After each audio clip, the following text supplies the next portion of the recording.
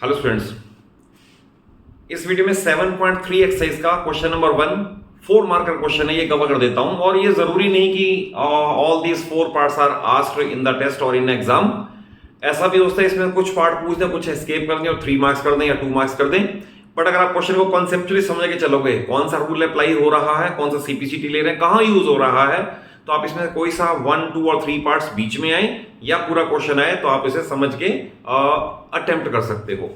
तो देखिए, इस क्वेश्चन के अंदर ये है, triangle ABC and triangle DBC are two isosceles triangles on same base BC. एक बेस बीसी, ये दो इक्वल साइड, एक आइसोसेलेस हो गई, ये दो इक्वल साइड, एक और हो गई, और 2 प्रूव गई, ये 4 पार्ट्स हैं। तो सीक्वेंस वाइज चलते हैं जैसा आपने इससे कहा है। रादर कई बार थर्ड पार्ट तो पहले कर दो, सेकंड बाद में करो, तो that doesn't make any difference. आपको प्रूफ है सारे ही करने हैं अगर ये पूछे हुए हैं तो will start proof in this manner. Proof में इन ट्रायंगल, जो फर्स्ट पार्ट है उसके अकॉर्डिंग चले, triangle ABD and triangle ACD. तो देखें, एबीडी में एबी है और उसके पास एसी है, ये गिवन है नंबर 1। फिर एबीडी में डीबी है और उधर डीसी है, तो अगेन ये भी गिवन है क्योंकि आपको दे रखा है दो आइसोसेलेस ट्रायंगल्स है ऑन सेम बेस। और एबीडी में एडीबी है और उधर वाले में भी एडी है, तो it is common to both the triangles. तो ऑब्वियसली हमने एबीडी में और एसीडी में सारी साइड यूज की है, तो therefore bye triple S triangle ABD congruent triangle ACD, और सामने लिखते हैं रिजल्ट 1। पहला ये एबीडी और एसीडी को प्रूव करना। अब इसका सीपीसीटी ले लेते हैं। इसका सीपीसीटी लेटेस्ट से ये और ये ले लें, क्योंकि एबीडी में साइड यूज हो गई, एंगल्स रह गए, तो 1 और 2 can be taken as CPCT. Therefore angle 1 is equal to angle 2 CPCT, और इसे इक्वेशन नंबर मार्क कर दो, इसे फिर यूज करेंगे बाद में।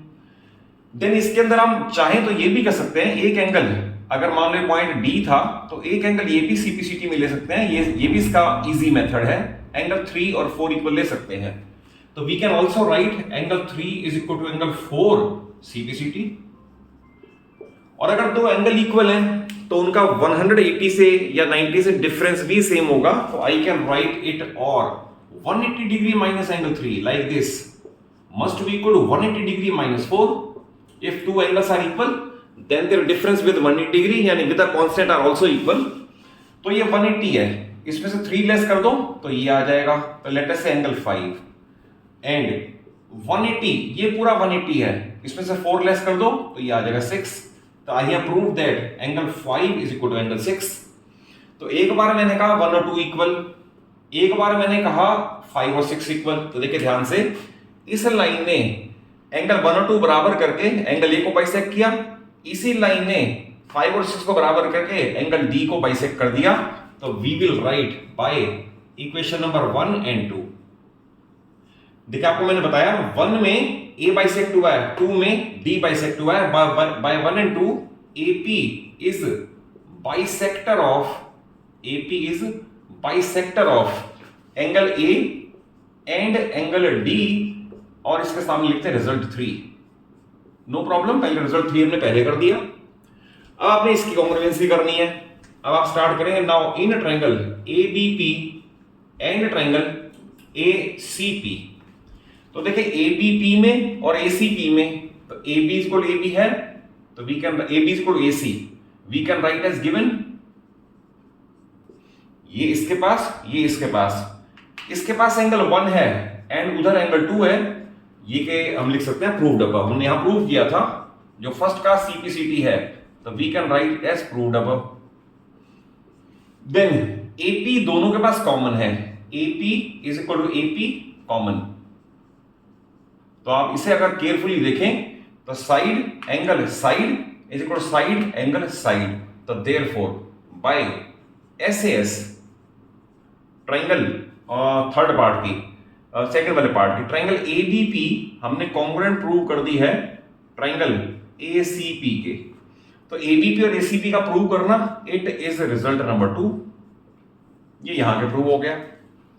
बट अभी फोर्थ पार्ट और रहता है, तो इसका सीपीसीटी और लेना है, तो इसके बाद मैं यहां लिख देता हूं therefore BP is equal to CP, ये आ गया सीपीसीटी, और इसकी भी नंबरिंग कर देंगे, 1 2 की नंबरिंग हो चुकी है, इसे 3 मान लें, एंड इनकी भी नंबरिंग कर लें, ये भी सीपीसीटी में आएगा 7 और 8, क्योंकि ये ट्रायंगल एपीबी और एपीसी कॉन्ग्रुएंट हैं, तो उनके अंदर ये एंगल सीपीसीटी में आ सकते हैं।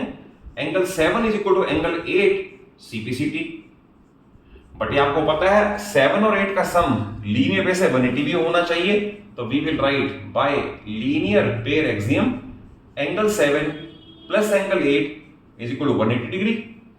अब दो एंगल का सम 180 है और दोनों इक्वल भी हैं, तो एक ही पॉसिबिलिटी बचती है, each 90 degree, therefore angle 7 is equal to angle 8 is equal 90 degree each. इसे एक और स्टेटमेंट नंबर मान लें, लेट अस से नंबर 4। तो अब देखिए ध्यान से कैसे कंक्लूड करना है। स्टेटमेंट नंबर 3 कह रही है BP is equal to CP, BP is equal to CP, यानी ये बाइसेक्टर है। स्टेटमेंट नंबर 4 कह रही है 7 और 8 90 डिग्री, तो यानी ये लाइन इसकी बाइसेक्टर तो मैंने पहले कह दी, परपेंडिकुलर अब कह दी, तो इसके बाद लिखा जाएगा बाय इक्वेशन 3 एंड 4।